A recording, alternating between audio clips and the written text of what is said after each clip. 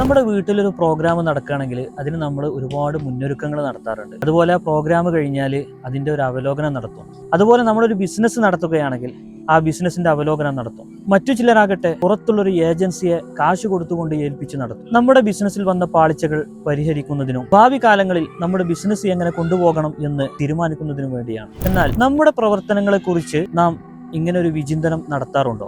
മഹാനായ ഉമർ റളിയല്ലാഹു അൻഹു പറയുന്നുണ്ട്, നിങ്ങൾ നിങ്ങളുടെ ശരീരത്തെ വിചാരണ ചെയ്യപ്പെടും മുമ്പ് വിചാരണക്ക് വിധേയമാക്കണം. നിങ്ങളുടെ പ്രവർത്തനങ്ങളെ നിങ്ങൾ തൂക്കി നോക്കുകയും വേണം. കാരണം ഇന്ന് നിങ്ങൾ ചെയ്യുന്ന വിചാരണ നാളെ നിങ്ങൾ വിചാരണ ചെയ്യപ്പെടുന്നതിനേക്കാൾ നിങ്ങൾക്ക് എളുപ്പമാണ്.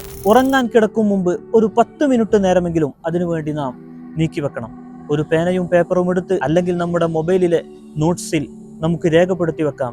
ഇന്ന് രാവിലെ എണീറ്റത് മുതൽ ഞാൻ എന്തെല്ലാം സൽക്കർമ്മങ്ങൾ ചെയ്തു, ഇന്ന് രാവിലെ ഞാൻ എണീറ്റത് മുതൽ ആരെയെല്ലാം കുറ്റം പറഞ്ഞു.